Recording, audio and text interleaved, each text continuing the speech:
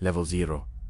Yes, this is you. The one currently checking your bank card balance before ordering an extra cup of coffee. We all dream of wealth. We look at gleaming yachts on Instagram and private jets in movies, thinking that $1 million will solve absolutely all our problems. But money isn't just numbers on a screen. Money is a physical distortion of reality. With every new zero in your account, it changes not only what you eat for breakfast, but also how your brain works, your paranoia, and your influence on the course of human history. The wealth management industry divides people into rigid castes, where moving to the next level requires a complete rewiring of your psyche. Fasten your seatbelt. We are starting our journey from the bottom of the financial food chain to the level of gods who buy social networks and launch rockets into space. Level 1. Absolute poverty, the unbanked. Your net worth is below zero. You have more debt than assets. Financially, you are in a state of daily survival. You don't have a bank account, and any illness or car breakdown means financial catastrophe and hunger. Sensorily, your life is constant physical tension and jaw-clenching stress. You buy the cheapest calories, carbs, and sugar because fresh vegetables are too expensive. Your sleep is always broken because you fear a knock on the door from debt collectors or the landlord. To society, you are invisible. The system sees you as a statistical error or a burden, but your real economic role is paradoxical. You hold up the entire system of microloans and cheap, grueling labor, which subsidizes the comfort of the upper classes. If you found an envelope with $1,000 in cash on the street, would you pay off some debt or spend it on one day of luxury, knowing that tomorrow everything returns to normal? Immersion detail. The poverty tax phenomenon means that being poor is physically more expensive. For example, poor people buy cheap shoes that fall apart. From the pit of survival, we climb onto the hamster wheel of the system. Level 2. The working poor paycheck to paycheck. Your net worth hovers around zero to a couple of $1,000s. You have a stable job, maybe even two, but you live strictly from paycheck to paycheck. Sensorily, your reality is living by a schedule and strict limitations. You know the prices of all basic groceries in the supermarket by heart and hunt for discount tags. You feel chronic fatigue, sitting in a crowded subway or bus for 2 hours a day. Your main problem is the illusion of control. One broken washing machine or a visit to the dentist forces you to take out a high-interest credit card. Society considers you a regular hard-working guy. Your social value is immense. You turn the gears of the global economy, manning cash registers, driving taxis, and delivering food. What would you choose? Working 40 hours a week for a stable but tiny salary, or trying to start your own business, risking losing your apartment and ending up back at level 1? Historical nuance. The concept of a credit card for the mass consumer only appeared in 1950 with the Diners Club. Level 3. The middle class. Net worth is between $100,000 and $500,000. Sounds solid, but in reality, almost all this money is locked up. It's locked in the mortgage for your house, your car loan, and your 401k retirement fund, which you can't touch until old age. Sensorily, you are in a comfort zone.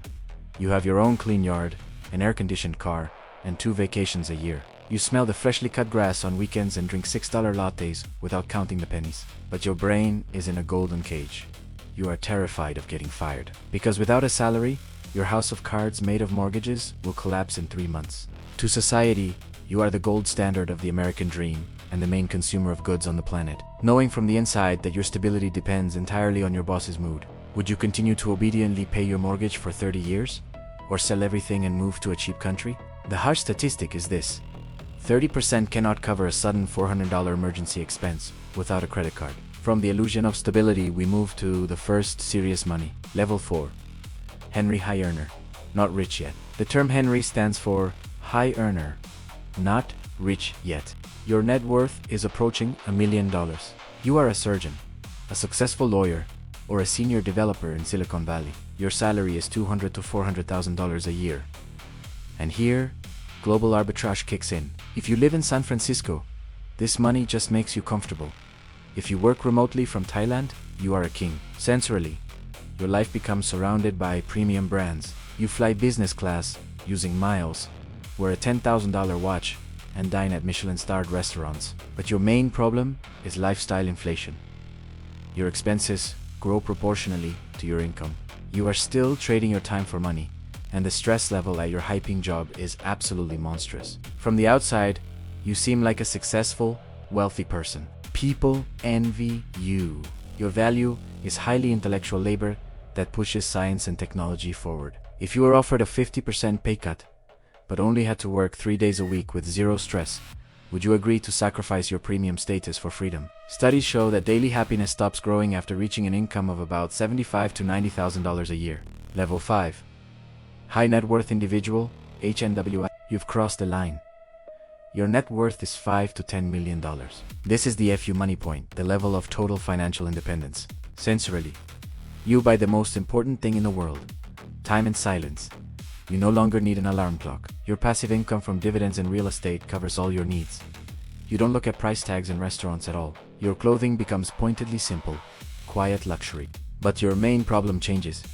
You lose the basic motivation to get up in the morning. When all material desires are met, an existential void sets in. You start searching for the meaning of life. In the eyes of society, you are that lucky guy, though most don't even realize how wealthy you are. Knowing that you will never again have to work to survive, would you continue to build businesses for the thrill of it? Or move to Bali to meditate for the rest of your life? The wealth management industry classifies people as HNWI only if they have at least $1 million in liquid assets. By the way, while we count our millions, it's time for an important maneuver. The YouTube algorithm works like the IRS. It freezes channels where there is no activity. If you don't leave a comment and hit subscribe, the system just writes us off and we won't see each other again. Hit the subscribe button right now, invest in our growth, and write in the comments. At what level of wealth would you personally hit the stop button? And we move into the league of private jets and exclusive clubs. Level 6. Very high net worth individual. Your net worth is $30 to $100 million. Financially, you move into the realm of asset management through your own family office, which hires accountants and lawyers solely to serve your family. Sensorily, your life becomes completely detached from the reality of ordinary people. You no longer stand in lines at the airport, you fly on chartered private jets. Your main problem is paranoia and isolation. You begin to suspect every new acquaintance of having ulterior motives. It's hard for you to find real friends, because the gap in your standards of living becomes insurmountable. In the eyes of society, you cross from the good job category into the exploiter category. People start to resent you. Your social value scales up.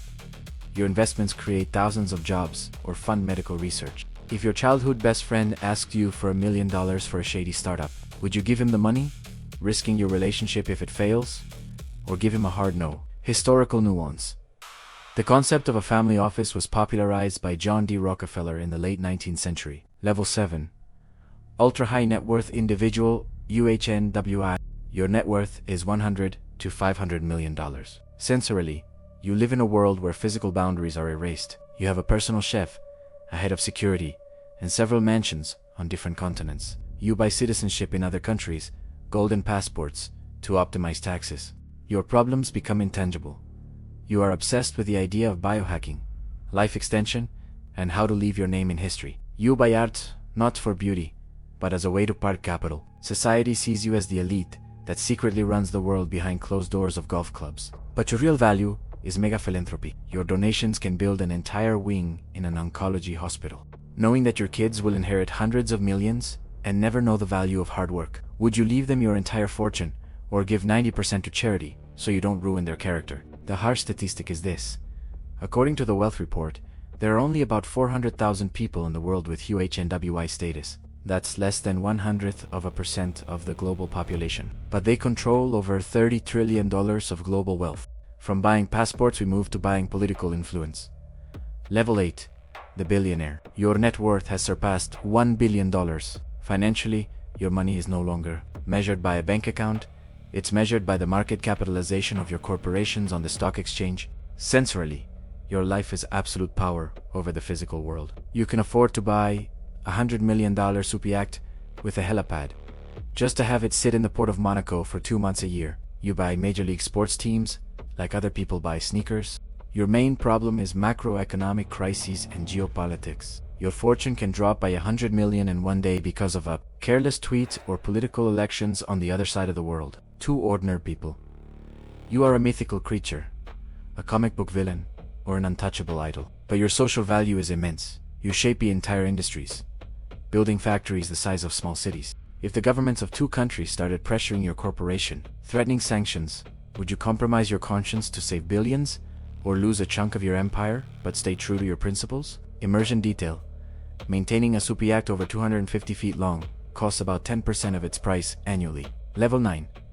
The Titan, Centibillionaire, Elon Musk, Jeff Bezos, Bernard Arnault. Your net worth is over $100 billion.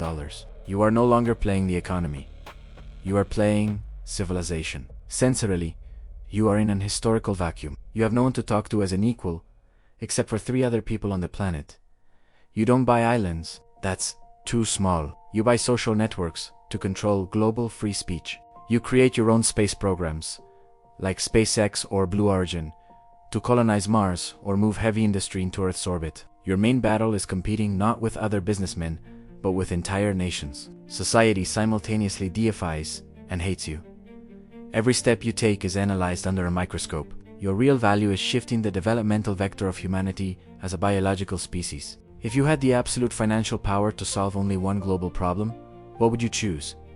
Permanently defeat cancer, or build the first autonomous colony on another planet to save humanity in the future? Historical fact: the very concept of a centibillionaire entered our vocabulary very recently. Author's brief: you just walked the path from poverty and a panic-inducing fear of debt collectors to the level of demigods capable of changing planetary orbits with their investments. This hierarchy teaches us that after a certain amount, money stops being a tool for buying things and becomes a tool for buying power, time, and a place in the history books. And now a few facts, so you never look at your wallet the same way again. If you had earned $10,000 every single day since the Egyptian pyramids were built, you would still not be as rich as Elon Musk.